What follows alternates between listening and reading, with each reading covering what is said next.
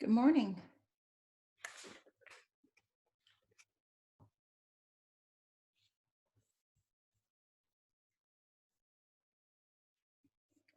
Good morning, Daniel.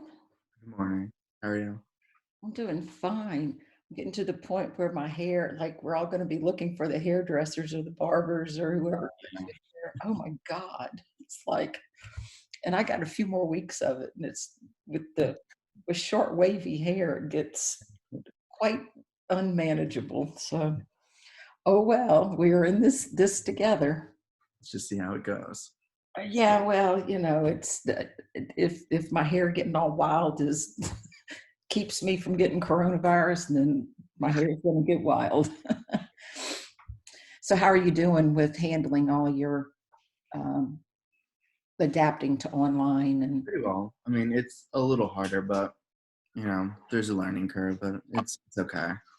yeah, are most of your classes live, or No, actually, I have one more class that we use Zoom, and that's it. The other one, they just don't even do Zoom.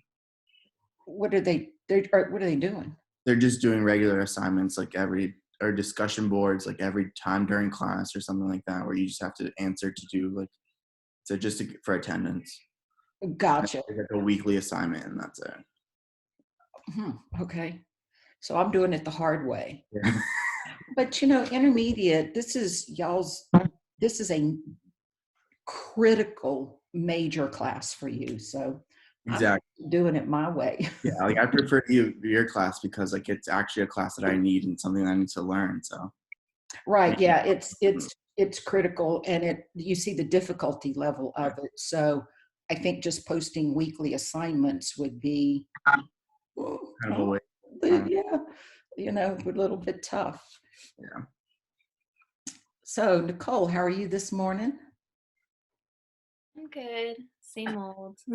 No, we're all just kind of getting, my husband and I keep saying that, we're going to go for, we're not, I used to go to the gym all the time until I got all these issues in my back. But my husband's never been an exerciser. And so he actually brought up, he said, Lisa, we're going to go walking every day. And that was like 4 days ago, and we have yet to do it. So, um, but we've got to. I mean, this house is just closing in on me, And it's but been really nice in Massachusetts lately. It's been like 65 and like sunny, so it's getting nice. oh God, yeah, the itch. That's we're kind of I've been in Florida for 20 years now, and we're kind of desensitized to how nice we have it weather-wise, because if I miss a sunny day because I didn't go outside, oh well, there'll be another one tomorrow. Good morning, Tone. How are you doing? Good morning. Not to have a personal conversation online, but did Dr. Fulmer, did you get everything squared away? She hasn't responded back. Hopefully this morning she will. Because one of the things that I find interesting, and of course you have to understand with the university, they've got a lot to manage, but for registration, did they send out y'all instructions on registration and how to register and when? Because now it's not that you have a specific time. It's like all freshmen are this day, all sophomores are this day, all juniors are this day. So of course everybody's going to be on at 8 o'clock trying to get in, on their day. Did they send y'all all that information? On Workday, if you go to like registration, it will tell you like what time you're at. Oh, it does have an individual time. On Workday, yeah. I don't know if it's individual, but like I know I'm at like 8:30 next Monday because it says so they did give you individual time. We had heard that they were not going to have individual time, that it was going to be all freshmen, and then it was just a free for all for all day, I have Dr. Fulmer too for an advisor, if that's okay. Well, Catone had me, and then Dr. Fulmer is new, so they had to assign, advisees from her. So they took them from other professors. And so Catone has been with me for a while, and so he was confused as to why he went to Fulmer. Did she answer you? Is she cleared you? She hasn't answered yet, and I'm Couple supposed to. days to answer me. I'm sorry, I was talking to Nicole Catone. Oh, I'm sorry. I'm sorry. She took a little while to answer me back. I had to email her and just because I had some questions about my registration and some of my prereqs and to see if I was cleared. And she actually took like a couple days to email me back, which was really annoying. But she eventually did. I think it honestly was like 3 days she took to email me back. Okay, Catone, I will, of course, I teach all day today, so I will email her and let her know that you and I had worked out a plan of study. I Okay. have no access to your information, so I'll email her and do that. Okay. Has everybody else met with their advisor knowing that registration is going on and gotten cleared? Mm. No, okay, I see Lillian shaking her head no. Has your advisor been in contact with you? Or you with your advisor? She just reached out. Oh, were you talking to me? Yeah, I was. Lillian. She just reached out to me yesterday. Actually, she sent me an email. I think it was like one of those big emails to all her like little advisees that said that we need to just get cleared. So I just respond. Okay, But well, I haven't really picked my I schedule hope, yet. you know, The if you class. don't make sure that, see, I advise mine, I just make sure that you're taking the classes in the proper order so that you don't have prerequisite issues. Okay. Yeah, she sort of made me like a sort of like A plan of study. a degree guide kind of. Yeah. She Okay. made like a degree guide for me when I first met with her last year. So it's kind of like set up. Okay, so you're on automatic like I do my students. All righty. Fantastic. Yes. Do you know if you have above 90 credits, do you need to get cleared? No. No? Okay, cool. Because I register at 8:30, so I was worried if I wasn't going to get cleared in time. But I have above 90, so it should work, right? I should be able to register. Right. Okay, cool. Yeah.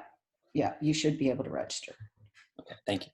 You're welcome. Okay, so today we've got to do LIFO, FIFO, perpetual, and then weighted average periodic, and then dollar value LIFO. So today's going to be a day where we're number crunching. And the problem, if you go into course content information, so today, instead of seeing my face so much, you're going to, I'm going to be sharing screen. Go into course content information. And do you see chapter 8 in class problem? Yes. All right. There should be, that's the same one that we started last week that had the journal entries on the first page. Remember the parties are us? And we did it gross and net. Well, then the second problem on that same worksheet is inventory information for chicory coffee of Louisiana's finest. Right, that's the problem that we're going to work today. In that same area in course content information, do you see chapter 8 inventory template? Yes. All right, go ahead and pull your template up and do a split screen so that you've got, the instructions and the template together. Now, how are y'all going to do this? What happens when I share my screen? When I share my screen, then can y'all see what y'all split screen? Mm-hmm. Okay, cool.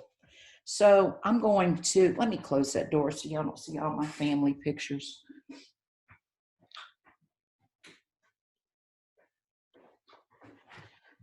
I know y'all think I'm already strange, and we've got a lot to do, but this is behind this. Y'all see all the family pictures right here on this wall that curves around? See all the pictures? Well, so I will only allow family pictures to be hung in the hall instead of like in our living room where you can. Who's got background noise? Thank you. Instead of, so they're in a hall, where you go into the laundry room and then come into the hobby room. I won't put pictures out where I can see them, like on my coffee table and in our living room or wherever, because I don't like people staring at me. Look, it's loony as crazy. My mom was the same way, so I guess I learned it from her. So Bill's family was the opposite. They had pictures everywhere. I said, okay, well, you got this hall that you can put pictures in. So I don't know. We just get weird things from growing up, right? Maybe it's that voodoo in New Orleans or something with the spirits. But anyway, so close the family pictures. All right, so let's go ahead and start Louisiana's finest company with chicory. And what we're going to do is we're going to do FIFO perpetual, then we'll do LIFO perpetual, and then we'll do, this one didn't ask for weighted average, but we're going to go ahead and do weighted average on it also, okay? So I'm going to share screen. Oh, wait, I got to bring it up first. Then I'm gonna come back to y'all, and then I have to share screen, and that's the screen that I want to share. Okay, so how are we on sharing the screen? And I will make it larger. Is that better? Y'all know when you see this on your Excel, what does that mean? The font is too big for that box. Right, so what you can do is just double click, the top here, and it'll make the column as wide as you need it. Good. So one thing about this is we're also going to be learning some Excel skills, which never get too much practice in Excel. So you can see on the template that I have created the goods available for sale schedule. Remember, goods available for sale minus what we sold gives us ending inventory. So when I created this based on the information in June,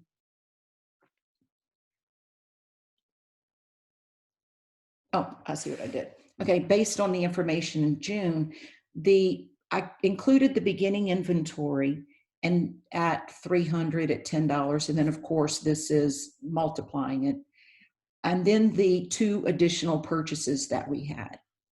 So we had 1,600 units available for sale at a cost of $19,100. So we know this $19,100 is going to be either ending inventory if we still have it, or cost of goods sold if it's gone. So that's what we need to figure out. Now, companies, you learned periodic LIFO, FIFO in 202, which was that at the end of a year, we would calculate cost of goods sold. Well, in fact, companies are calculating their cost of goods sold as they sell their inventory. Remember that journal entry that we do, debit cash or accounts receivable, credit sales revenue, then debit cost of goods sold and credit inventory at the time of a sale. So how do we figure out what cost of goods sold should be when we make a sale? I want that fan off. When we make a sale, every time, we make a sale. So let's go through the process. We're first going to do FIFO. And instead of y'all having to type this, and if you want to, can y'all work on your Excel while I'm working on it too? Oh, cool. Okay, technology. Can you zoom in just a little more though? Sure. Please. Not a problem. Is that better? Yes, thank you. You're quite welcome. Yeah, Taylor, thank you, because I don't know what y'all are seeing. So we had beginning inventory. So I'm just going to copy and paste my beginning inventory into where I start. Here we are on FIFO. Oh, I'm sorry. Please excuse me. I want to first, we hadn't talked about the concept. I'm sorry. I was thinking that we had talked concepts at first. Y'all may want to take notes on this. No, not may. I recommend that you do. Sorry about this. Y'all ready? Ready. FIFO. we know that FIFO means first in, first out. Okay, meaning that cost of goods sold comes from earlier purchases. So under FIFO, first in, first out, that means cost of goods sold comes from my first purchases. So my earlier purchases, my first purchases. Thus meaning that under FIFO, ending inventory is going to come from your later purchases.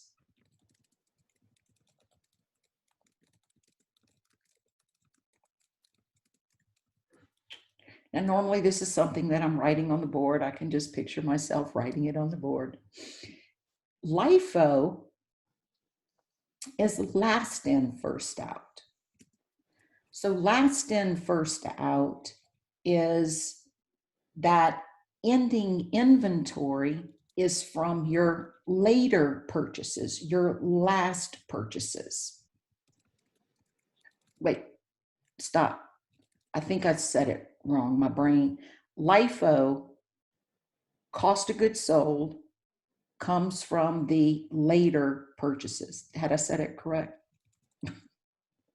Okay, so under LIFO, last in, first out, cost of goods sold comes from the later purchases. Thus, ending inventory is from the earlier purchases.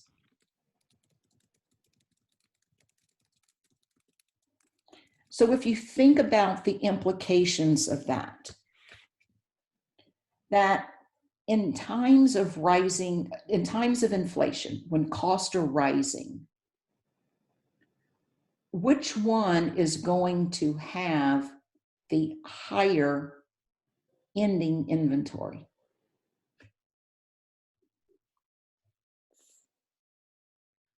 FIFO. FIFO. Okay. And LIFO will have the lower ending inventory.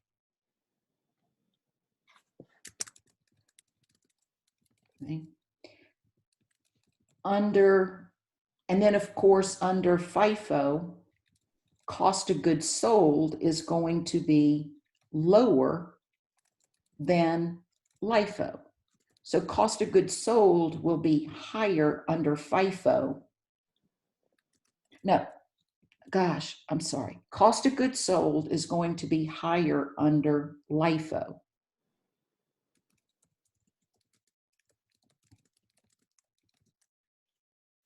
Okay, so let's review this again. Under FIFO, ending inventory is going to be higher than LIFO. Cost of goods sold is going to be higher under LIFO.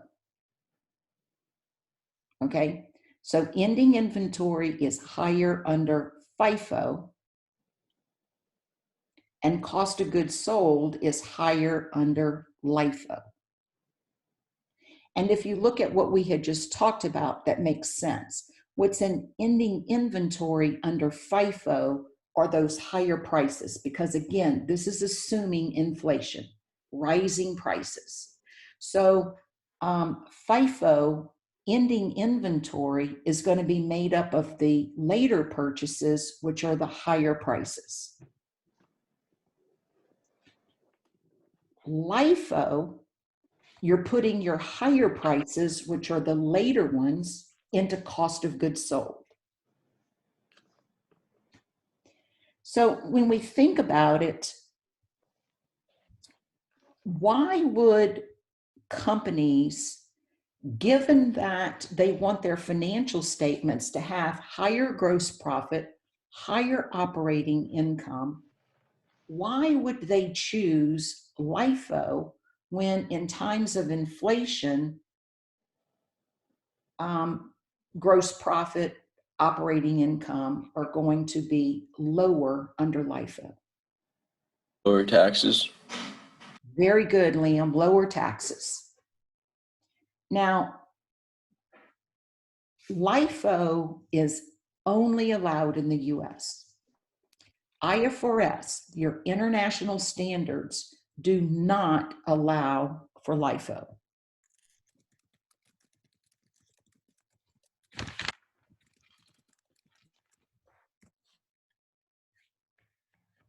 Okay, so LIFO is only allowed in the US.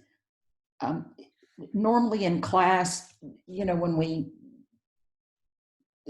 just lose some time on FIFO, but we would talk about the reasons. According to GAAP, we should, remember, our expenses, and cost of goods sold is an expense, our expenses should match our revenue stream. So when you look at what is a better reflection of the company's financial position, which is the financial statement. The financial position of a company is the financial statement. Would a company want their inventory to be reported at the most recent cost or my earlier cost? What makes more sense as far as when we're looking at the financial position of a company? Should their inventory be reported at current cost, which is considered like replacement cost? Or should cost of goods sold be at replacement cost? So under FIFO, it's a balance sheet approach because your balance sheet reflects the replacement cost, current cost. Because your later costs are in inventory. If a company chooses LIFO, then they're saying that what's more relevant for financial statement information is to put replacement cost into cost of goods sold so that our cost of goods sold reflects what it's going to cost us to replace the inventory that we just sold. Okay?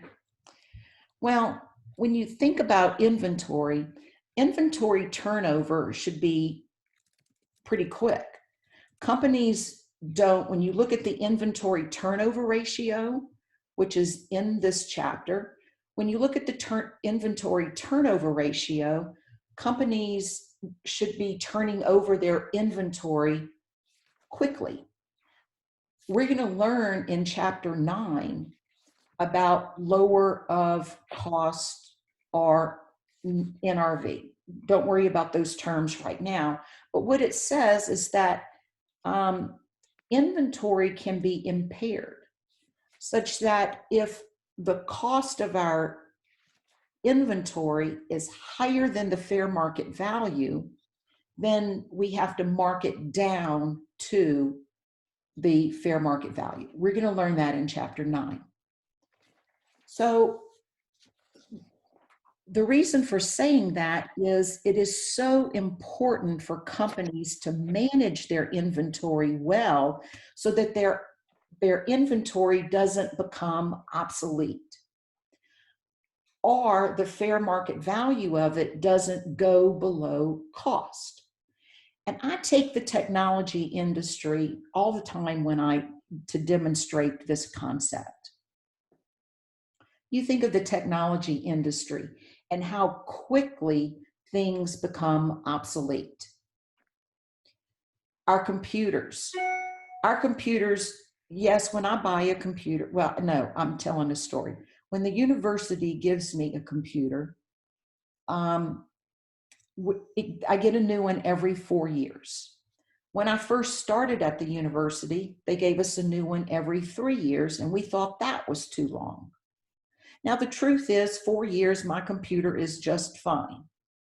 But could I go out and sell, or could Apple sell my computer at 4 years old at their regular retail price. Would you be happy with buying today a 4-year-old computer from Apple at their regular retail price? No. No, right? You're going to want the latest one with technology. So in the technology industry, you see that they've got to manage their inventory where it's turning over rapidly. Okay. So companies have inventory management is very critical, because what is the largest expense on a company that sells products, not service industry, but someone not in the service industry? What is the largest expense on the balance sheet, income statement, sorry? Their cost of goods sold. Exactly, cost of goods sold. Cost of goods sold is the largest expense they have. When we look at our current assets, what is generally the largest current asset a company has? Cash. No. Could be Catone, depending on whether, cash and cash equivalents, but hopefully companies are managing their cash where they're putting it into marketable securities if they have excess cash. So yes, I agree, other than thinking about any excess cash they have, they want to put in marketable securities, right? So what would be the next one? Inventory? Exactly, inventory. So when in this chapter 8 and chapter 9, we're generally talking about the largest current asset that a company has and the largest expense that they have on their income statement, okay? So now going back to the question of why do companies choose LIFO? Why do they want their cost of goods sold to be higher? Because we're generally in times of rising prices. And as someone said, and I think it was Liam said, it's taxes. That is the reason that other countries don't accept LIFO, because they think that really the motivation for LIFO is tax oriented, is not necessarily matching cost with the revenue stream. Okay. I would get into all the complications that would happen if the United States quit allowing LIFO. There has been a lot of discussion about it, but I don't think it's going to go away. In the chapter, you read about the law, and it's a federal law, not just some accounting rule, that says that whatever method you choose for financial statement reporting, you must use on your tax return. Because otherwise, companies would choose which method for their financial statements? FIFO. FIFO, and then they would choose LIFO for tax purposes. So there is a federal law that says whatever you do on your financial statements, you must do on your tax return. Okay, so that's background information about what thought processes companies have to go through in choosing whether they're going to use FIFO or LIFO. Okay, so I needed to get that concept out there. Now we're ready to start number crunching the concept where we can see it in application. Okay, give me 1 minute, please, and I'm sorry about this. Okay, Hansel, can you make me a moment of toast or something?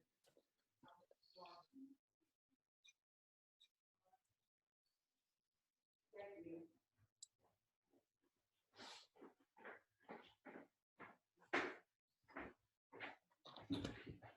Okay, sorry about that.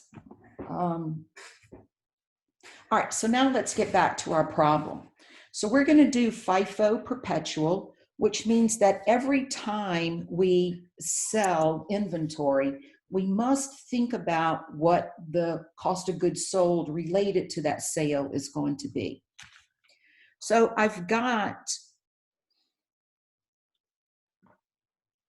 I've got my beginning inventory. That was 300 units at $10 a unit with a total of 3,000. Now on June 10th, they sold 200 units. So 200 units were sold, and they were sold at $24. Normally I would have an information box, but they were sold at $200 times 24. Because we need to calculate cost of goods sold, I obviously am going to need to know what total revenue was. So 200 units at $24 is my revenue.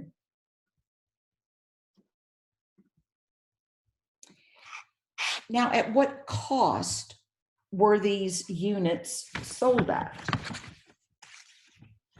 And the cost is the only units that I had available in inventory was the 300 at 10.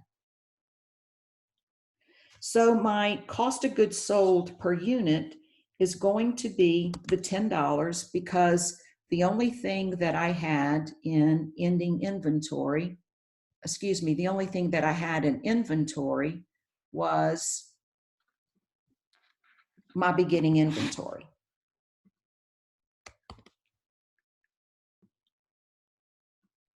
Okay, so I know that I sold, and I'm sorry, I want to make this a negative. So I know that I sold, and then this would be, so I know that I sold 200 units at $10, and so my cost of goods sold is going to be $2,000.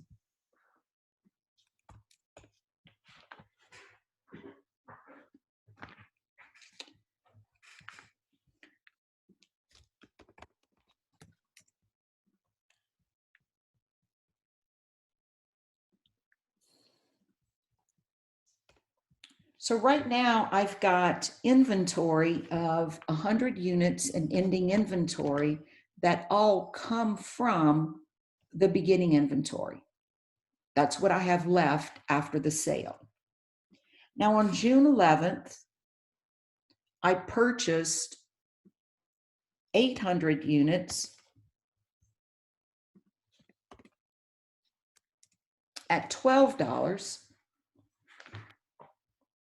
And so now I've got 900 units in available for sale. 100 units are from the $10 purchase, and 800 units are from the $12 purchase. Now on June 15th, and please ask questions. I'm just going to be rolling, so butt in, as y'all know to do in class, if you've got any questions. So on June 15th, we sold 500 units.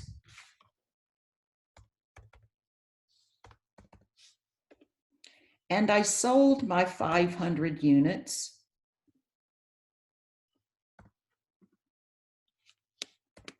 at $25 each. So my inventory, my revenue would be $12,500. Now, at what cost? At what cost? I'm going to insert a line here so that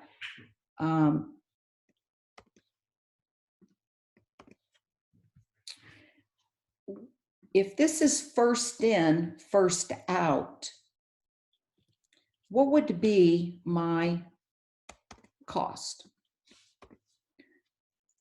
Remember, I had 100 units at $10, Then I had 800 units at $12. So if this is first in, first out, the 100 from my beginning inventory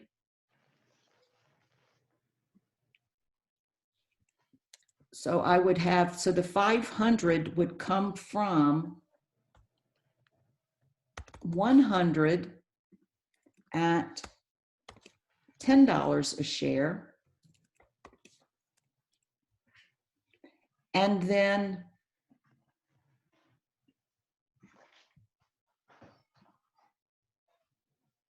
$400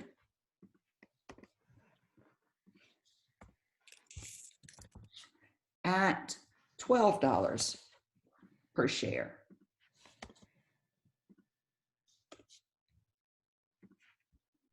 Sorry.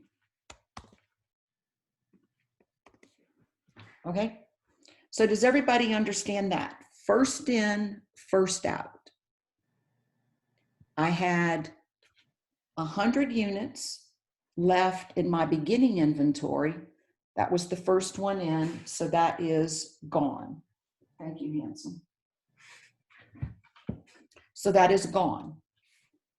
Then the next purchase, which is the only other purchase I had, the 400, because the 400 plus the 100 makes up the 500 units that I sold, came from the 12.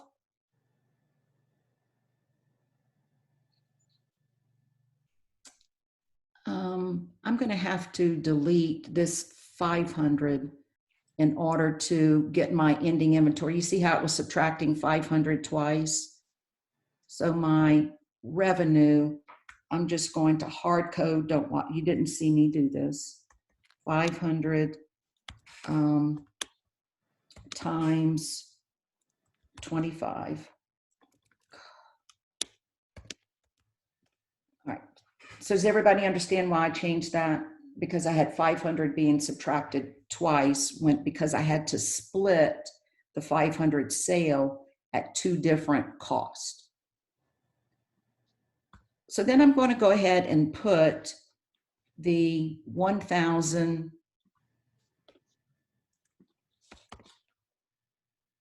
and the 4,800 into cost of goods sold.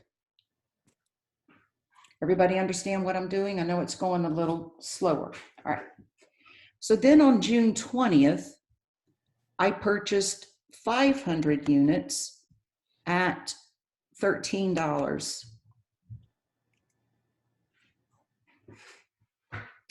for a total of 6,500.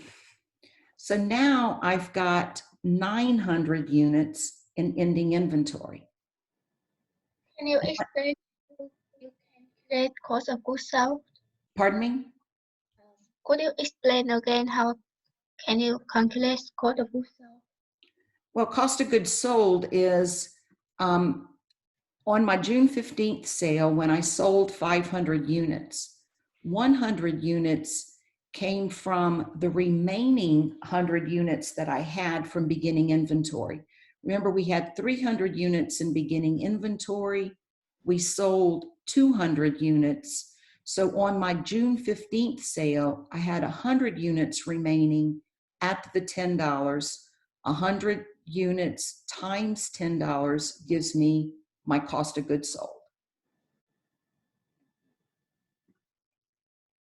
Does that make sense, Ms. Pham? So this is just 100 times 10. And then because I had sold 500 units, that means that the remaining 400 units came from my June 11th purchase. So right here, I can put from beginning inventory, and this would be from the June 11th purchase. Does that help? And then the 400 times 12 is 4,800. Ms. Pham, are you okay with that? You're muted. I can't hear, so I don't know if you're got it. Yeah, I understand. Okay. All right. So now on June 20th, we purchased 500 units at $13. And we know that we've got 900 units available for sale.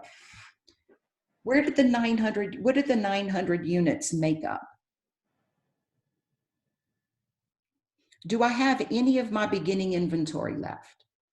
No. No, sold it all. Now, of the 800 that I purchased on June 11th, how many of those do I have left?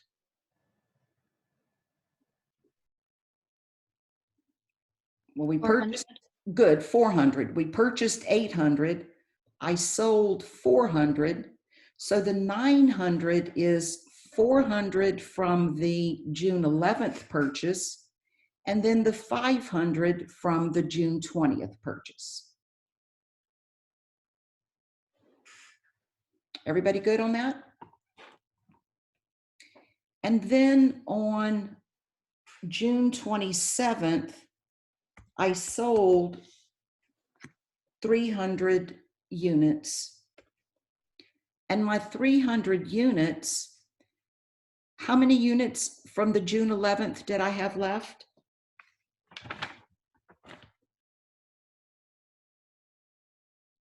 So on June 11th, we purchased 800 units. How many have we sold? 400. 400. So how many units would I have remaining? We've got 400 units remaining from the June 11th purchase. And this is first in, first out. So since that is the earlier purchase that I have now, because now all my beginning inventory is gone, the entire 300 is coming from my June 11th purchase at $12.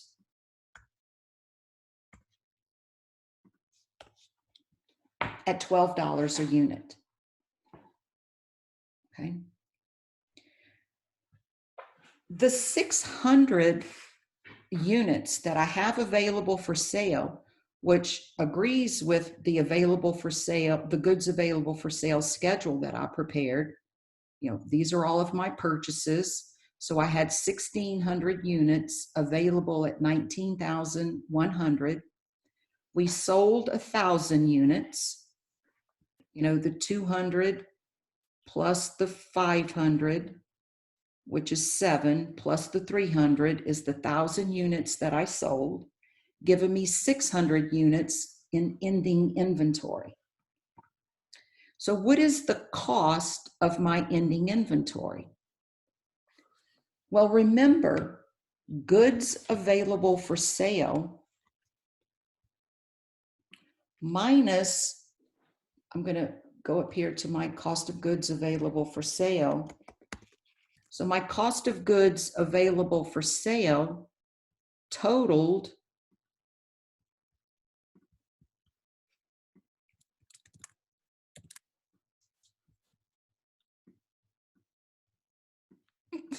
I don't even know how to do auto sum this morning. Let me just do. So my cost of goods is $11,400 under FIFO. 11,400 is my cost of goods sold under FIFO. Well, if my cost of goods sold is 11,400, then what is ending inventory? Can I take cost of goods available for sale minus what I sold and get ending inventory of $7,700? Okay, and get ending inventory of $7,700. So under FIFO, oh, sorry, right here, I didn't do my sale. We sold the 300 at $27.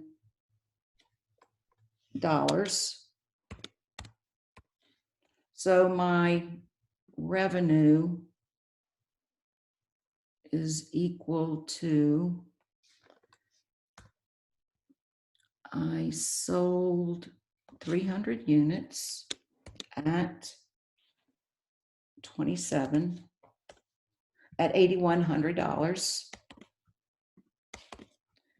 So under FIFO, total revenue is $25,400 and cost of goods sold is $11,400 and my ending inventory is $7,700.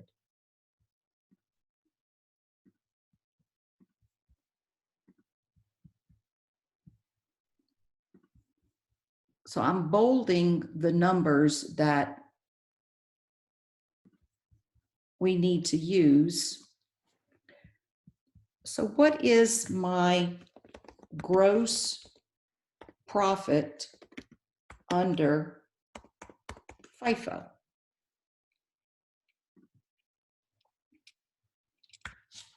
So let's calculate it.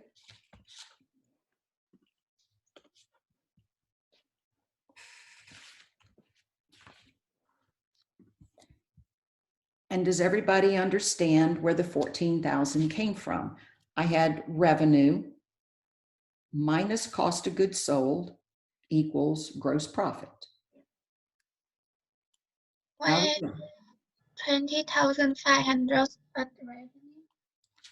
Yes, 25,400 is total revenue. 20,500 at June 15 sale at revenue. I'm sorry, I didn't understand the question. At the revenue column, you have the 12,500. I don't know. Yeah, this one. Right, that is, look at the formula. That is the 500 units that we sold on June 15th at $25 a share. At 25 a share, at a unit. You know, I could have done, 100 times 25 here and 400 times 25 here and gotten the same number. Is that what's confusing you? Okay, so do you understand now where the 12,500 came from? I guess so. All right, so gross profit is 14,000 under FIFO. Now let's do LIFO. And I am going to copy and paste my goods available for sale. And we are going to now do LIFO. Last in, first out.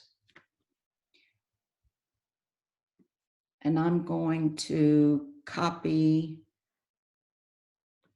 so I don't have to retype this.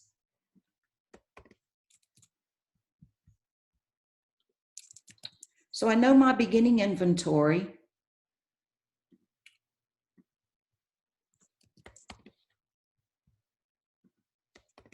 was 300 units at $10 at $3,000 per unit. And on June 10th, we sold 200 units. Let me go ahead and I'll put the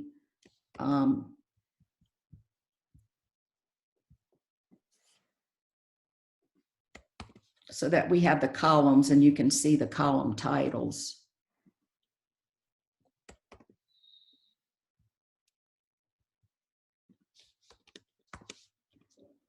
All right, so we purchased 300 units we had beginning inventory of 300 units at $10.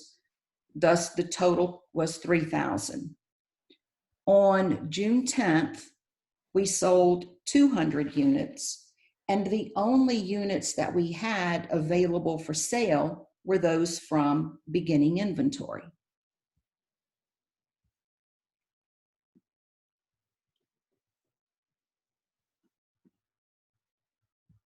Sorry, I want to copy.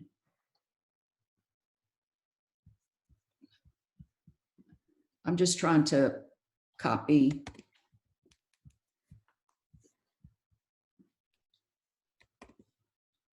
So we have 100 units in ending inventory. We have 100 units in ending inventory. And our revenue is going to be the same, whether it's LIFO, FIFO, or weighted average, the revenue is going to be the same. You know, I sold 200 units at $24, so my revenue is the same. Now on June 11th, we purchased 800 units at $12, which is the total cost of $9,600, the 800 times the 12. So now I've got 900 units available for sale, which is 100 from beginning inventory and 800 from my June 11th purchase. Now on June 15th, I sold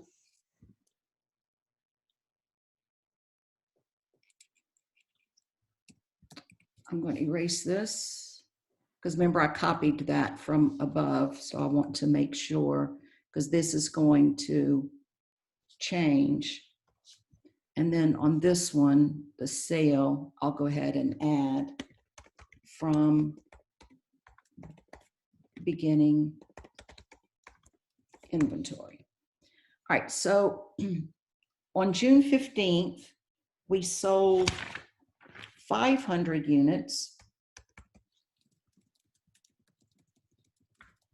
And my revenue, of course, is going to be the same. I sold those 500 units at $25 a share, which is the $12,500. Now this one is last in, first out. So the last purchases that I had was from the June 11th purchase. So this June 15th sale all comes from the $12, all comes from the $12 per unit because it comes from the last ones in.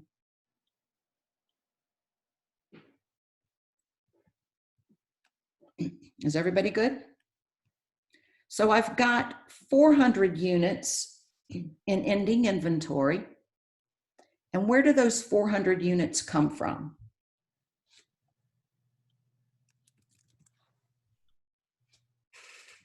I'm sorry, I was starving and my husband made me an English muffin. So where do those 400 units come from?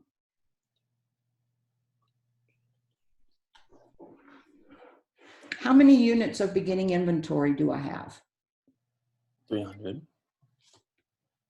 Well, I have 300, but remember I sold 200. And then you sold, right, and so you have 100. So I have 100. So I've got 100 units in ending inventory at $10 and then 300 units at 12 because I purchased 800, but I sold 500. Okay. So does everybody understand that my 400 units that I have come from 100 units of beginning inventory and 300 units from my June 11th purchase?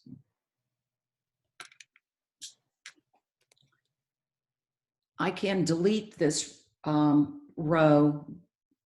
I think I inserted a row. I can delete that row because I only needed one row to calculate that sale. Now on June 20th, we purchased 500 units at $13 a unit at $6,500. Oh, let me get my cost of goods sold over here.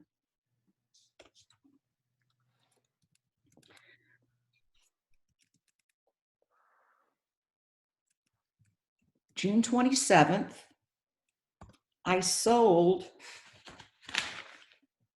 300 units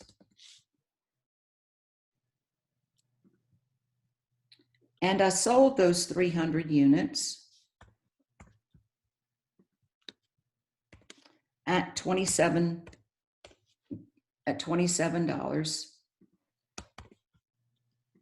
So we see again that our, our revenue is just not going to change.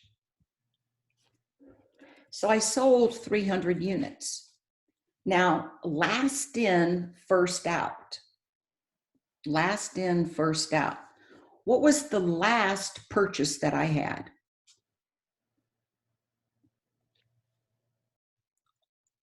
Come on, let's go. June 20th. Good. June 20th, I purchased 500.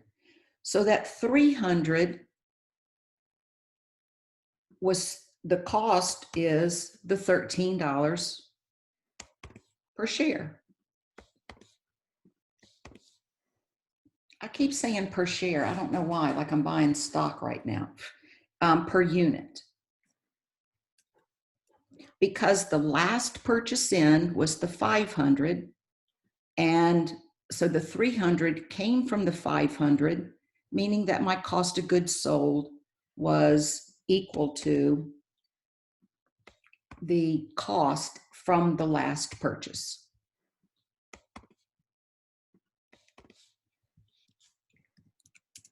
So under LIFO, my cost of goods sold is $11,900. And my gross profit is revenue minus cost of goods sold, gives me gross profit under LIFO of $13,400.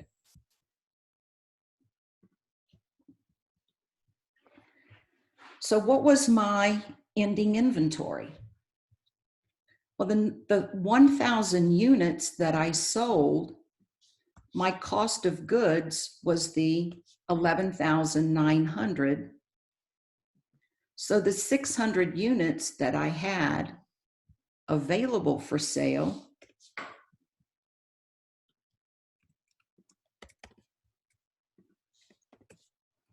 gives me ending inventory at a cost of 7,200.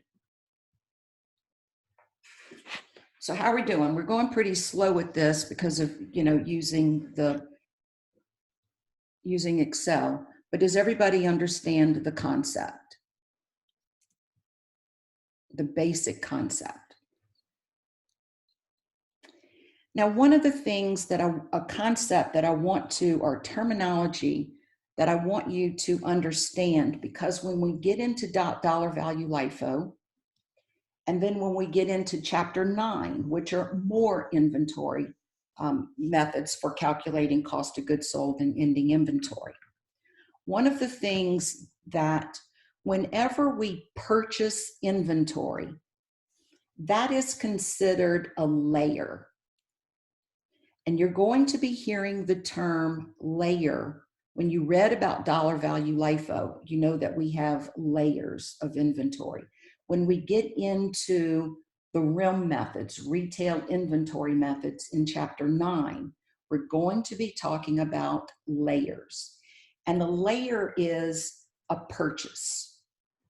And your ending inventory is going to be made up of layers of inventory. For example, this $7,200 of ending inventory is equal to, let's think about this. How many units did I have left of my June 20th purchase? So let's see if we can prove that $7,200.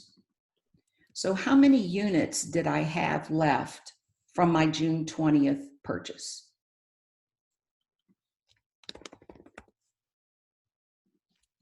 $200.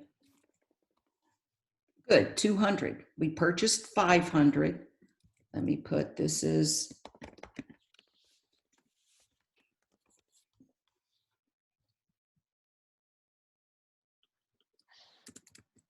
I'm putting these, okay.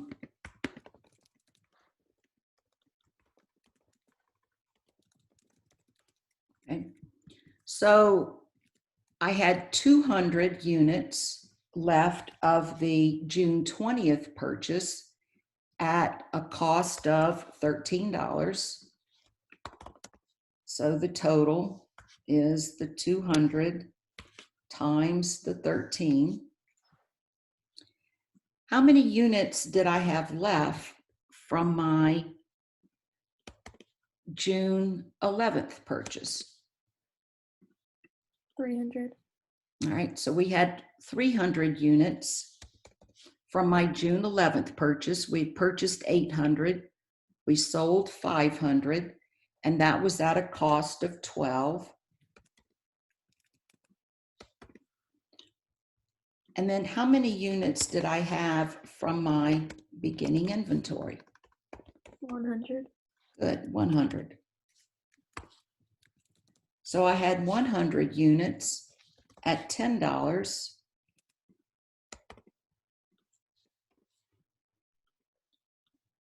And if I were to sum these up, I get the 7,200.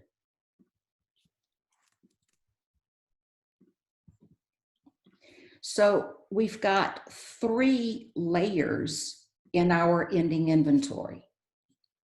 We have 3 layers in our ending inventory. I repeated it because I want you to understand this concept of layers of inventory, that we're referring to the levels or layers of purchases that make up total ending inventory. So how are we on LIFO, FIFO, perpetual?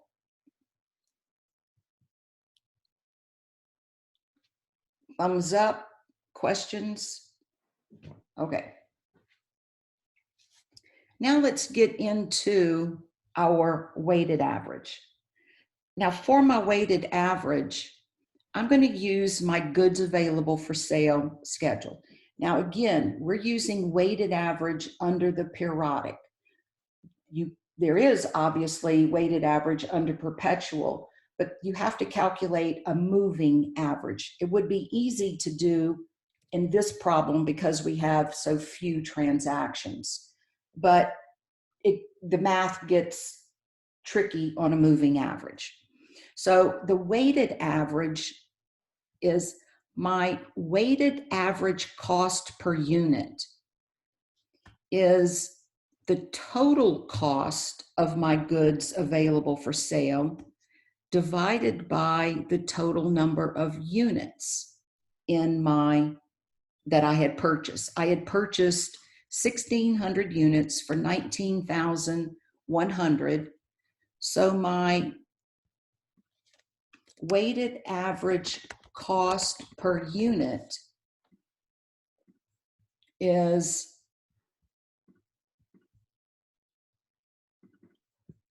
$11.938, and however many decimal places we take it out to.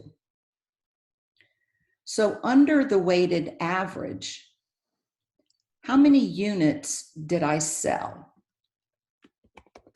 So cost of goods sold would equal to how many units did I sell? Come on, how many units did we sell?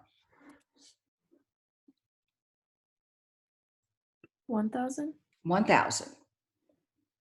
So we sold 1,000 units, and my weighted average cost per unit.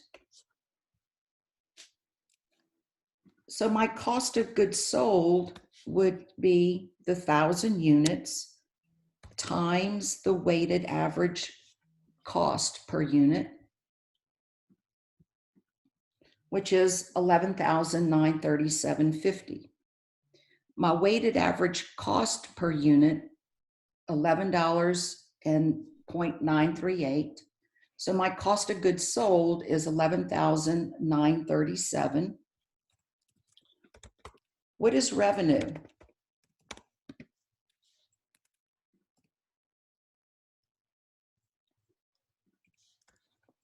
What is revenue for all of the methods that we have?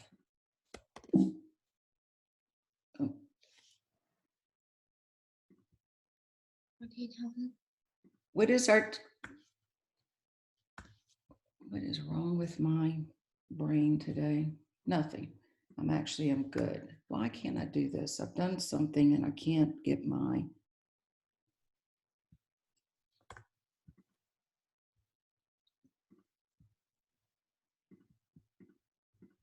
All right, I'm giving up.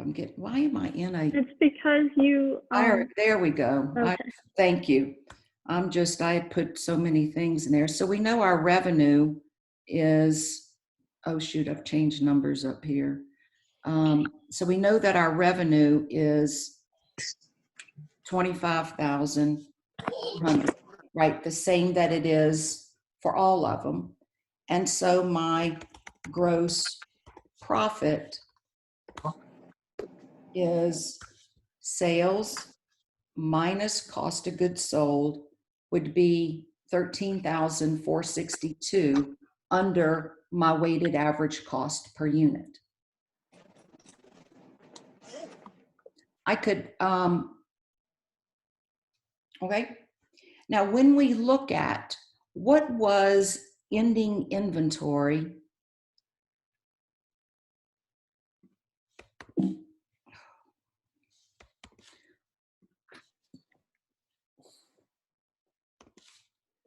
what was ending inventory under FIFO? What was ending inventory under FIFO? 7,700. Right, 7,700. What was ending inventory under LIFO? 7,200. Good, 7,200. Now, does it surprise you that ending inventory under LIFO is lower than under FIFO? No. No, because go back to the concepts that we talked about. What under LIFO, what is in ending inventory are older cost. So we expect that in times of inflation, that ending inventory is going to be lower under LIFO and cost of goods sold is going to be higher. So if we look at cost of goods sold under LIFO, it's 13,500, and ending inventory under FIFO was, gosh, let me start over. Cost of goods sold under LIFO is 11,900. Okay. Cost of goods sold under LIFO is 11,900. Cost of goods sold under FIFO was 11,400. No surprise there, because cost of goods sold in times of inflation is going to be higher under LIFO. Remember that tax savings that Liam talked to us about.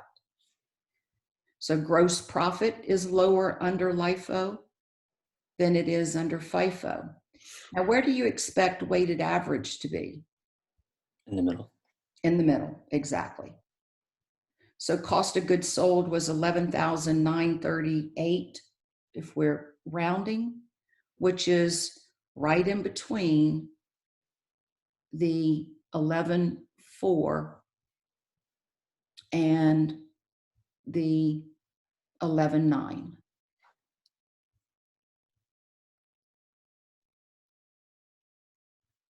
No, it's higher. What's going on here? Sold 1,000 units. That's my cost of goods sold. Does anybody see? I cannot calculate like that. Pardon me? When I do the connect homework, I do the weight and average. So it's calculate different. They calculate it's a per trade. I don't know that the Right. result. So the weighted average, you calculate a weighted average cost per unit by taking your goods available for sale divided by the total number of units. So that's how we got my weighted average cost per unit. So I sold 1,000 units times the weighted average cost gives me the $11,937.50 for cost of goods sold. Now my cost of goods sold under FIFO was 11,400, and my cost of goods sold under LIFO is the 11,900. Did something mess up in because I was doing cell referencing? Because that number should be right in between, and you see it's higher than LIFO.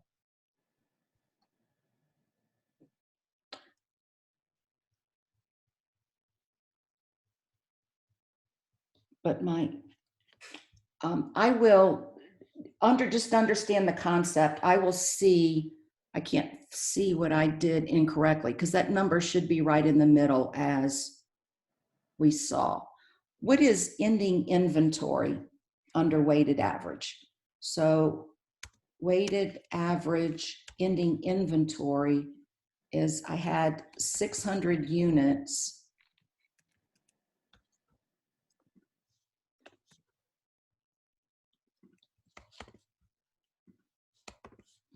at 7162.50. Does everybody see how I got that at 600 units times my weighted average cost per unit, which is 7162. And ending inventory was 7,700 and 7,200. So that makes sense that it's right in between.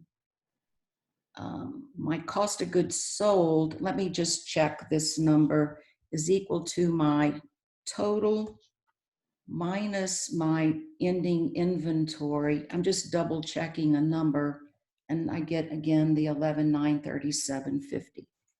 All right, so ending inventory under weighted average is 7162.50 and cost of goods sold is 11,937.50. All right, any questions about this?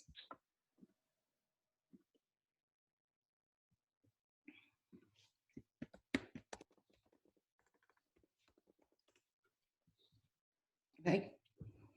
All right, let's move on to dollar value LIFO. I think you get to understand the concept of this, that at every time you make a sale, you need to look at what I have in inventory and then apply the appropriate concept. Is my cost coming out of my first layer, or is it coming out of my last layer? Okay, there are problems in the end of the chapter that you can work to practice this concept. And then I will, if I've got, if I don't have additional problems like this that you can work that I have calculated, I will do some and put them up so that you can study for the final exam. Okay. Now, one of the problems with LIFO is this was a very short time period that we did. We had beginning inventory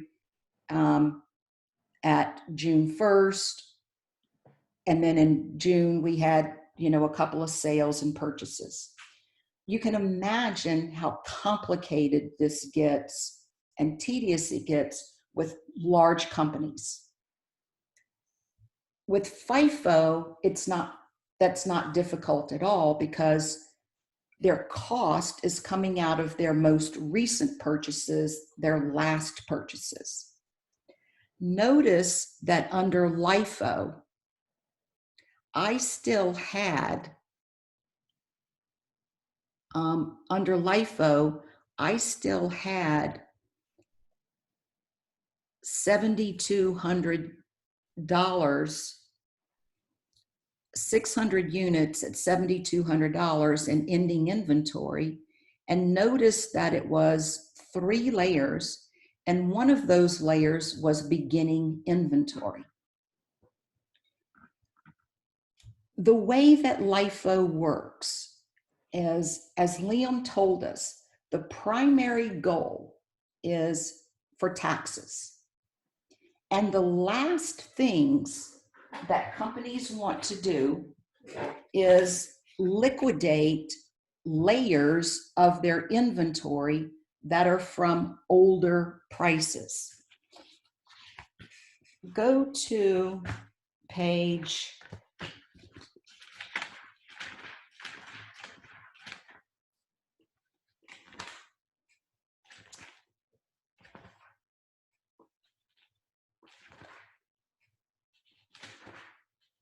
423, 422 and 423. So in 422 and 423, you learn the concept of a LIFO reserve account and LIFO liquidation. Your LIFO reserve account is, I'm gonna stop sharing.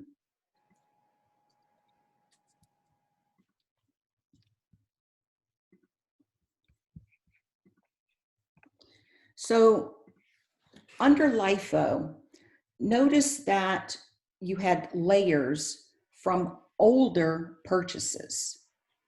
The last thing that companies want to do is liquidate layers, and especially those layers from the earlier purchases. Now, this concept is going to sound crazy, but I audited companies that had LIFO inventory. And they would have an ending inventory. Now, you know, there's a big difference between cost flow and physical flow. Physical flow, companies are using FIFO. The first ones in or the first ones out. That is actually the physical flow of things coming off the shelf that they're selling. The cost flow is what we're talking about here, not the physical flow. So in their cost, when they have LIFO, a company can have in ending inventory layers of inventory that are 20 years old because they never liquidate those older layers. They want to be bringing in to cost of goods sold those higher costs, which is going to reduce taxable income. So LIFO liquidation can be nightmarish for companies when they're liquidating prices that are real old. Imagine that they have sales that are at current selling prices. But if their cost of goods sold, they start liquidating layers and start bringing in cost of goods sold from 20-year-old prices, then they're going to be matching current selling prices with very old cost of goods sold. And then they have the opposite effect of what their intent is. Their gross profit is going to look very high because I'm matching current selling price with 20-year-old, and I'm just using 20 as a number because I've seen it, where 20 ending inventory has layers of inventory at cost that are very old. Well, if they start liquidating those very old prices, then they are bringing into cost of goods sold lower prices at current selling price. Back in anybody from the area in Pennsylvania. And in Pennsylvania, there was the steel industry. And I use this example because we know what happened in the United States in the steel industry. You go to areas in Pennsylvania and they still have rusting plants that made steel. Well, when China started making steel at lower cost than what we had in the United States, then companies started importing steel from China. And so the steel industry here in the United States had issues. They went out of business. They were gone. And the steel industry was one of those industries that used LIFO inventory. So what happened when their demand for their product went down, they started liquidating their older prices. They cost of goods sold because they weren't making any more steel or were making very little steel. And so they started selling inventory that they still had and not adding to their inventory because there was no demand for it. So what they were selling was their inventory, and they were liquidating their inventory. In other words, the quantity of inventory that they had on hand was reducing. So they were liquidating layers and started liquidating layers at older prices. So now you've got an industry that's in financial crisis. There's no demand for their product, or very little demand for their product because of importing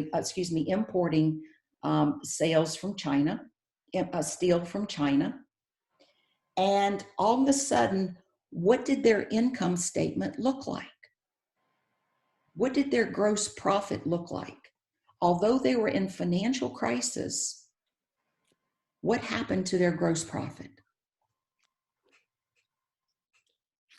Wouldn't it increase? Right.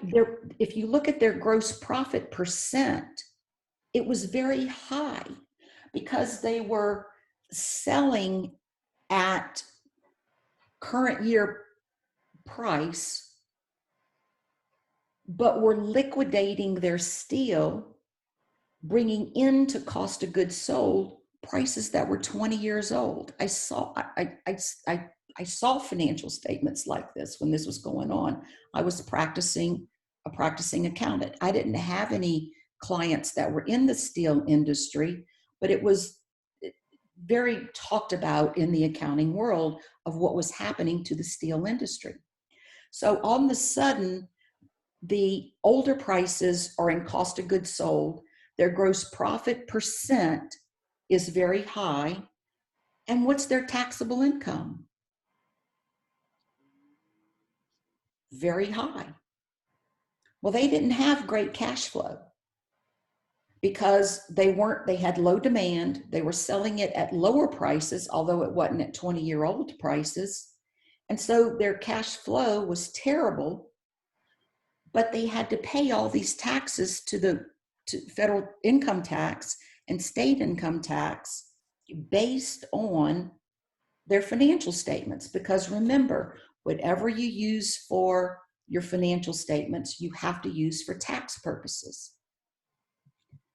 So the reason for going through this process is that when you think about it, when a company uses LIFO, what they are doing is they're deferring their taxes that they have to pay into the future. And they hope that future never comes, that they continue into perpetuity.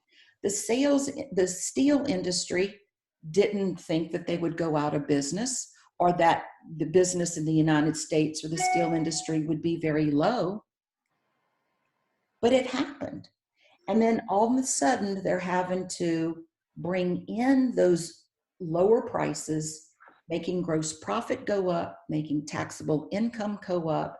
And all of a sudden, the taxable income, the taxes that they were deferring by choosing LIFO, came in to bite them in the butt.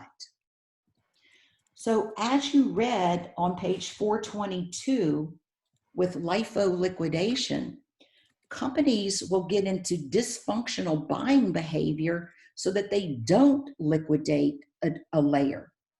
They don't want to liquidate those older prices because, again, the goal is to bring in the higher prices into cost of goods sold.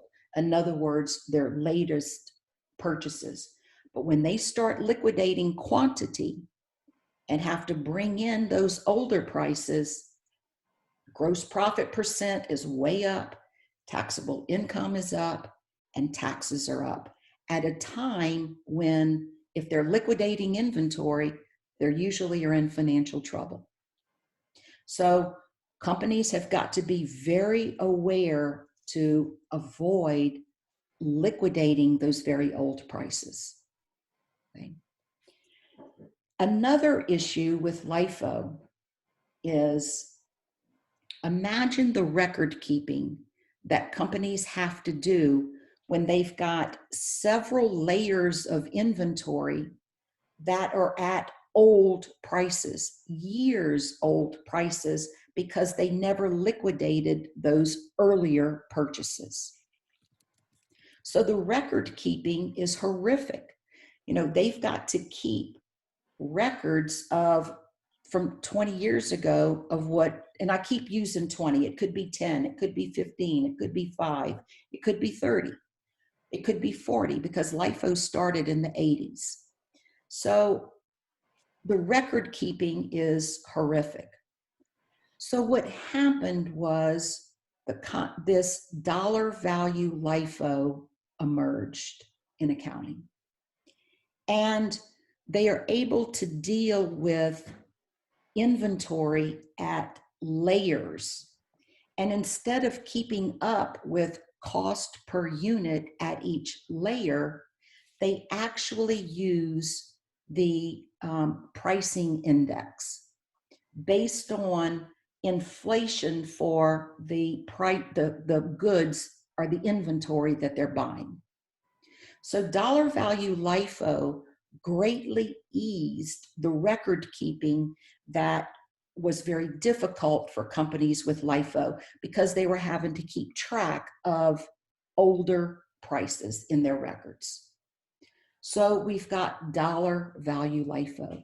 So now let's take a look at dollar value LIFO. Again, this is the LIFO method, but instead of keeping up with each individual purchase, like we just did, companies can use DVL, dollar value LIFO. So go into your course content information and pull up the dollar value LIFO problem that I have.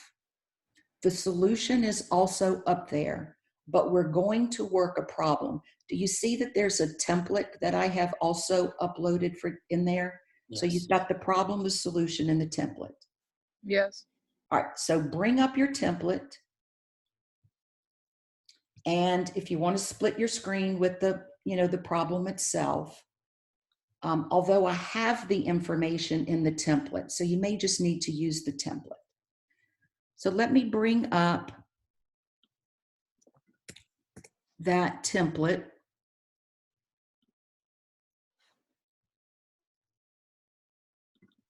And then I will share a screen with you. So the dollar value LIFO template. And I'm going to go into share screen. And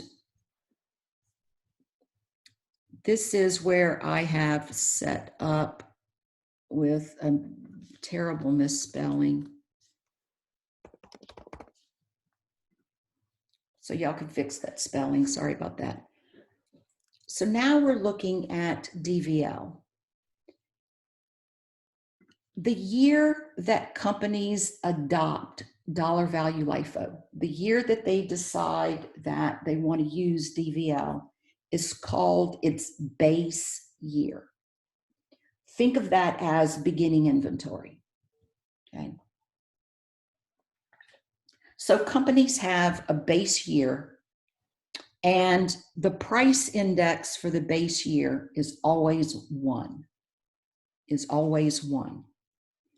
So what companies do is they keep track in their inventory T account. They're keeping track of their inventory under FIFO.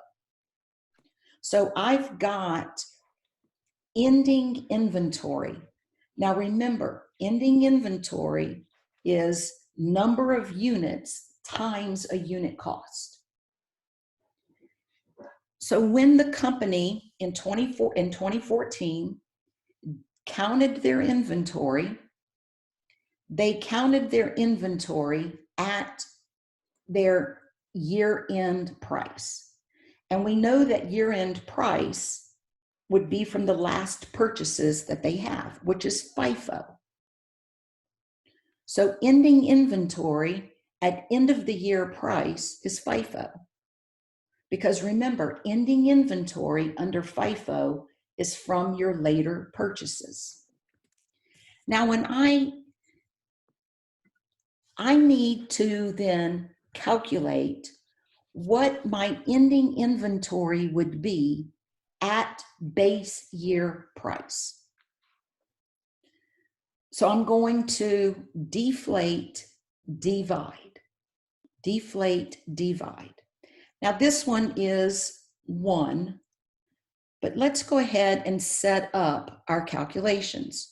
I'm going to take my ending inventory at year-end price and divide it by the index.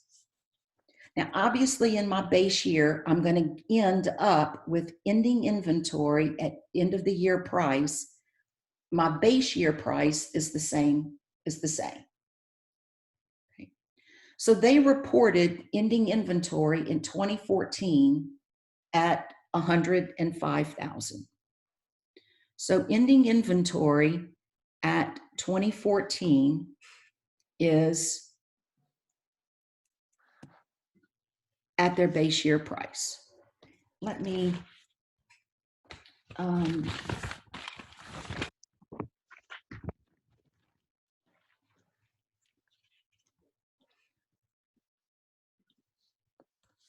so we're going to do ending inventory. I'm going to copy, I'm going to insert, I'm going to insert a row here. Well,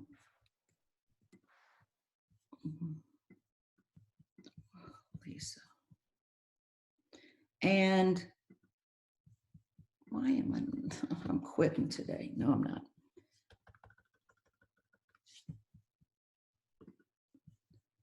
I had already started making. So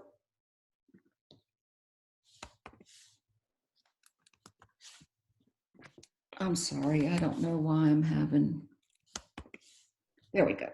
All right, so calculating ending inventory. In 2014, my ending inventory was 105,000. That is what would be reported in 2014. All right, now I'm ready to move on. The first thing that I do, or you should do, when you've got a problem like this, is go ahead and calculate your ending inventory at base year price. So what my cost did from 2014 to 2015 is obviously I had an increase in prices. So we're in a time of inflation.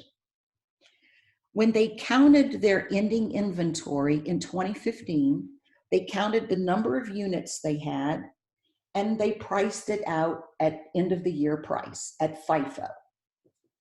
Now they need to convert that to DVL, LIFO, dollar value LIFO. So I need to know what is ending inventory at base year price. And as soon as we do this, I'm going to explain why in just a minute. So let's go ahead and calculate ending inventory at base year price for all of the 5 years. So it is your ending inventory divided by the price index. Divided by the price index. The reason that I do that is because ending inventory is made up of number of units times a unit cost. I don't know if the increase in my inventory from 105,000 to 134,300 is because of a quantity increase or a price increase or a combination of both. And I need to know if it was a quantity increase or a quantity decrease, because I need to know if they liquidated a layer or did they add a layer.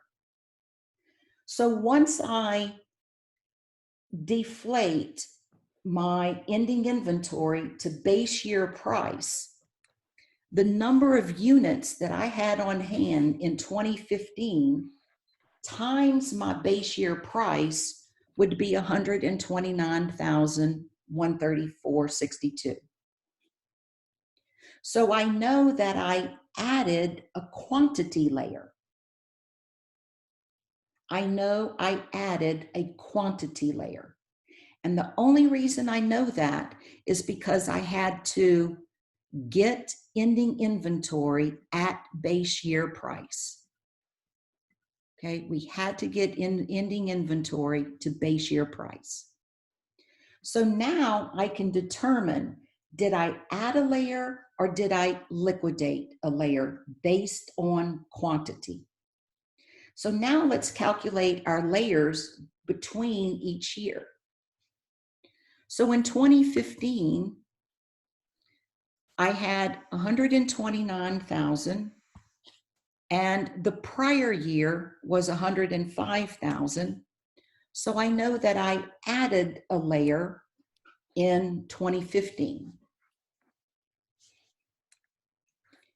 In 2016, I had ending inventory at end of the year price of 112, and my prior year inventory was 129.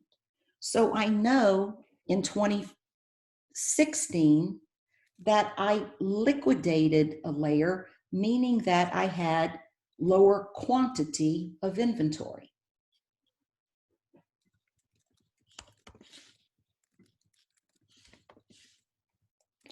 And in 2017, everybody do this. I know I end up with one with $17.20. Remember, I just make these numbers up. So in 2016, we liquidated a layer. In 2017, we added a layer. And in 2018, we liquidated a $17.20 layer. So now that we've calculated the layers from each year, let's see how we calculate dollar value LIFO. So 2015, I added a layer. So that means that I still had my layer of 105,000. I'll do this one. And I added a layer at 24,135. Notice that when I sum these, them, that it equals my ending inventory at base year price. Now, my 105,000 was at a price index of 1, and the layer that I added in 2015 was 24,134 that had a price index of 104. So now we need to reinflate. Now I want to know what is my, sorry, this would be ending inventory at DVL. So what is ending inventory at DVL? So I need to reinflate. I need to take the ending inventory at year-end price and multiply it by the price index.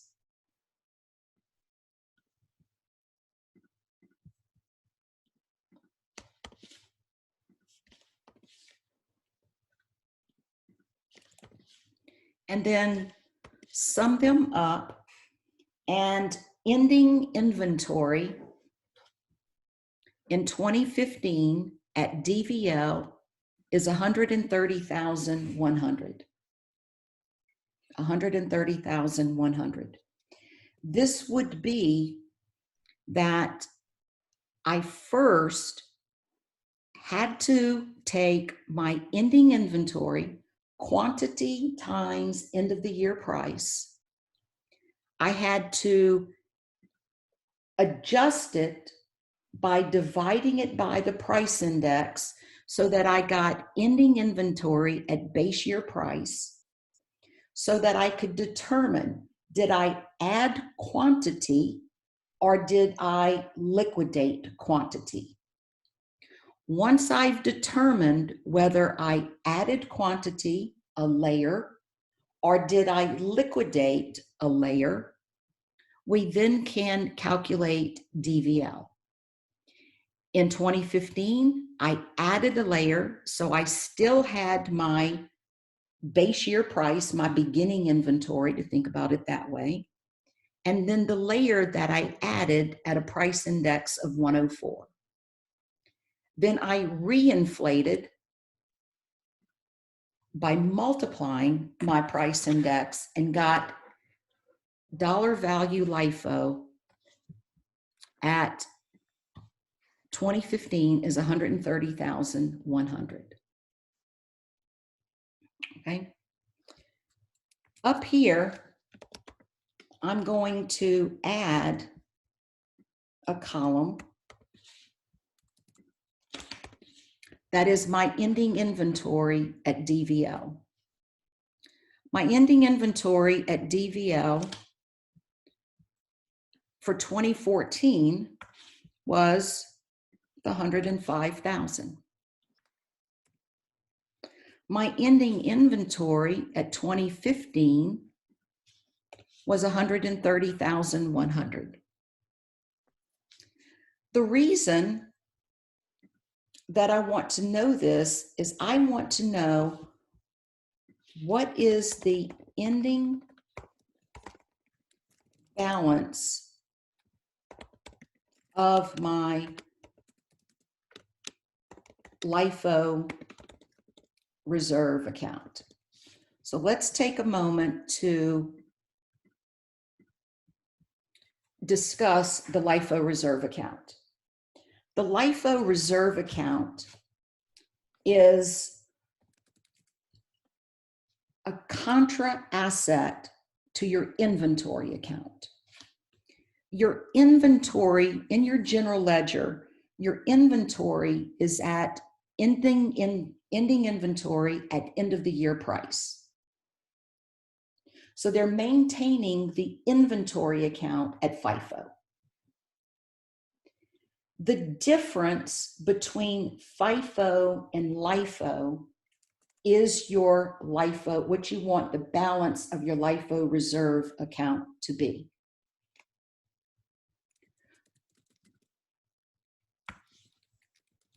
So my LIFO reserve account is the difference between ending inventory at year-end price, which is FIFO,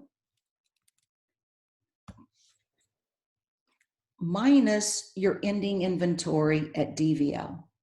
So obviously at your base year, you're not going to have a LIFO reserve. My LIFO reserve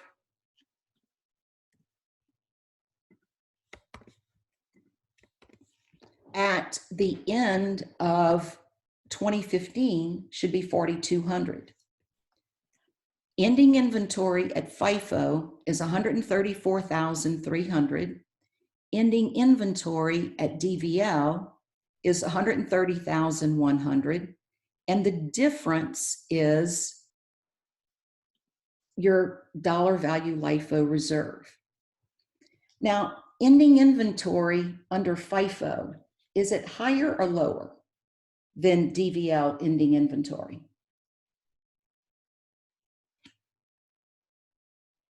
Come on, this is quick. Is it higher or lower? Is ending inventory in times of inflation, is ending inventory under FIFO higher or lower than LIFO? Go back to the concepts that we talked about in the beginning of class. Ending inventory is higher in times of inflation under which method, FIFO or LIFO? I'm sorry. FIFO. So ending inventory is higher under FIFO. So our LIFO reserve account is a contra asset. If my inventory account has 134,300 in it, my LIFO reserve contra asset, so it's going to have a credit balance, is 4,200. Then when I net those two numbers, I end up with dollar value LIFO. So in 2015,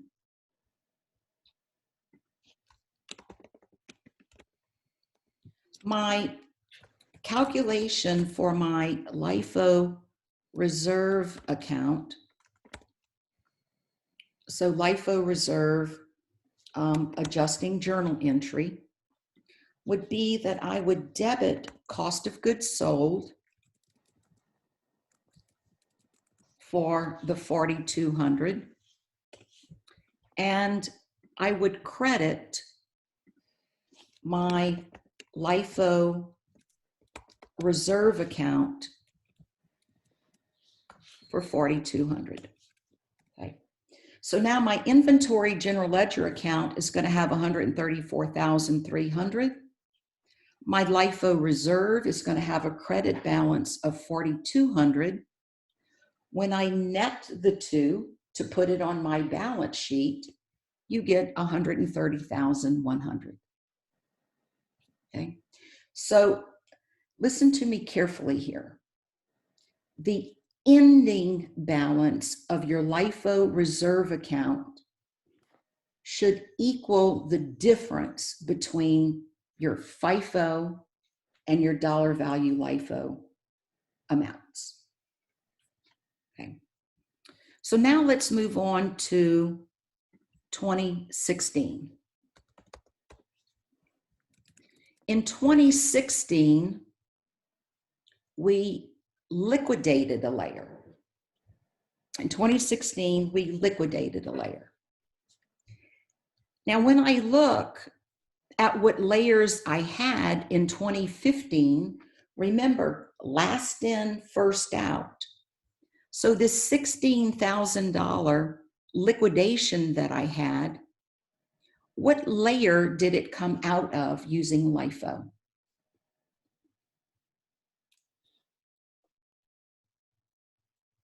This layer, do you see where I've highlighted, or this layer?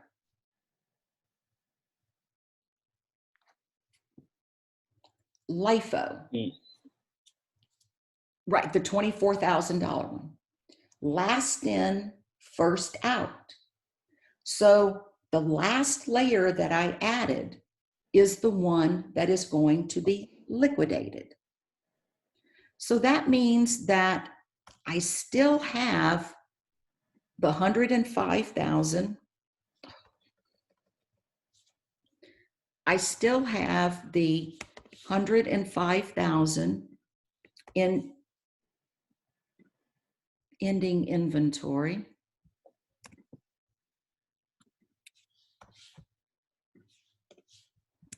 Okay, I still have the 105,000 in ending inventory, but my layer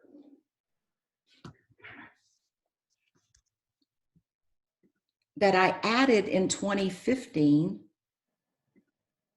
Now remember, I'm going to ending inventory at my end of the year price. So man, I'm having a tremendous brain fart here. So my ending inventory that I liquidated is the 24,134.62 minus what I liquidated, the 16,000. So my inventory for 2016 means that I had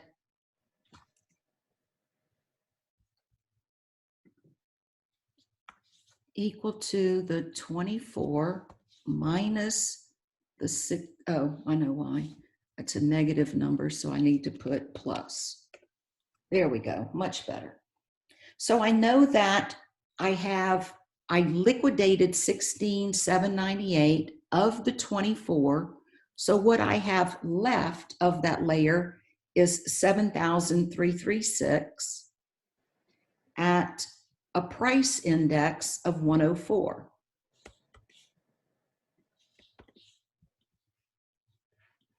So then I reinflate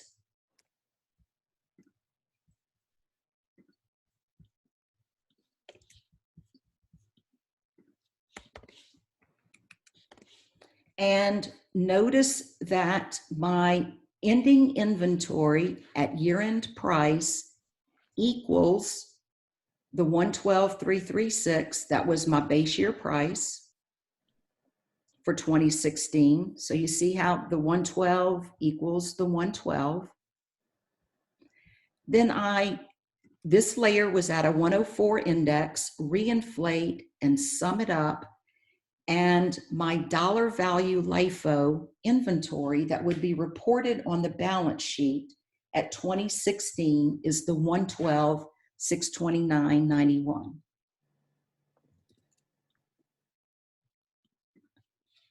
So my dollar value LIFO inventory is 112,161. And so the ending balance of my LIFO reserve should be 7,570.09. Where did that number come from? How did I get, I know I was using, my Excel shorthand, but where did the 7,570.09 come from? Someone explain that to me as I take a bite of my English muffin.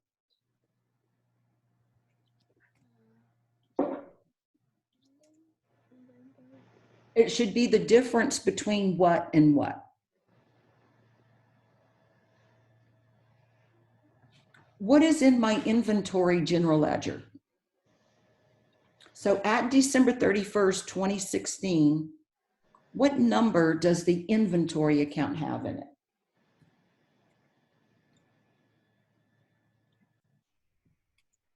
The 120,200, you see?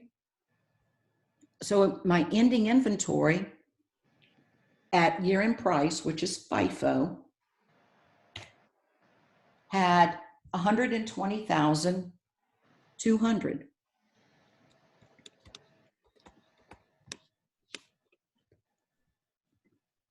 At DVL, it's 112. And remember, your LIFO reserve account, the ending balance of your LIFO reserve account needs to be the difference between FIFO and DVL. Now, what is the ending balance of my LIFO reserve account right now? 11,770.09. Is it the sum of that two ending balances? Well, what is the only journal entry that I've done to the LIFO reserve account? You credited 4,200. Good. I credited it for 4,200. So what is the ending balance of my LIFO reserve? If that's the only activity in it, what is the ending balance? 4,200, right? Because that's the only activity that I have in the T account. So right now, the ending balance of my LIFO reserve is 4,200. What do I want it to be? 7570. Good. 109. So my adjusting entry is going to be for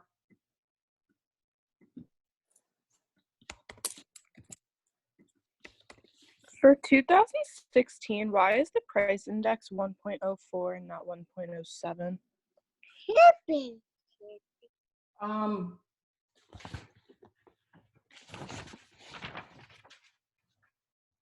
Oh, you're talking about right here? Yeah. Okay, great question. Let me get the journal entry done first, and then I'll explain that. Great question. Yeah, sorry. Okay, so I'm going to debit cost of goods sold for the 3370.09 because I want my ending balance of my LIFO reserve to equal the 7570. So it had the 4,200 in it. I added the 3370.09, and thus the ending balance would be what I want it to be, the 7570.09. So that when I take 120,000 minus the 7570, I end up with the 112. Okay. Now, great question. Why is this index in 2016 104 when in 2016 I had a price index of 107? In 2016, we did not add a layer from any 2016 prices.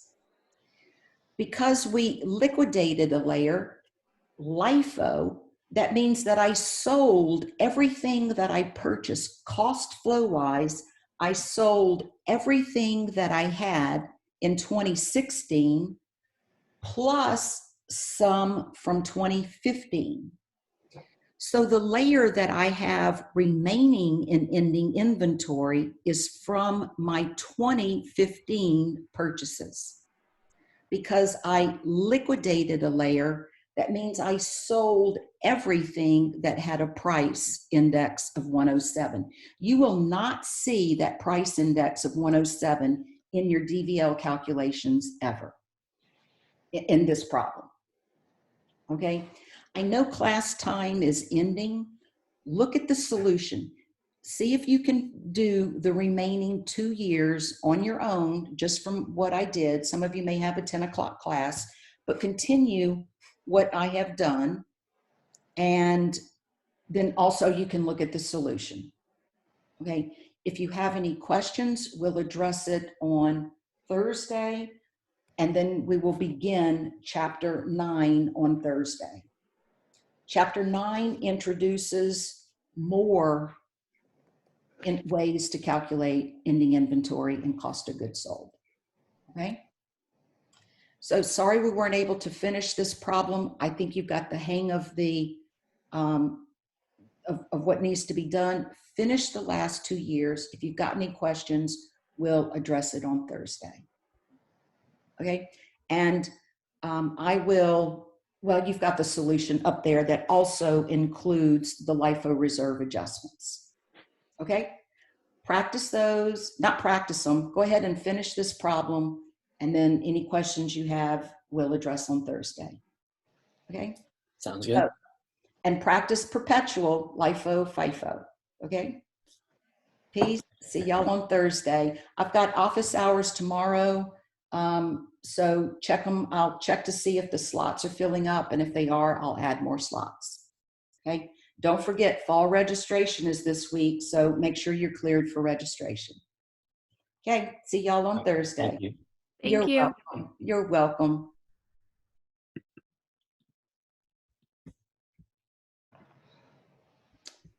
All right, so let me go back into Zoom. And What about the test night, Francis?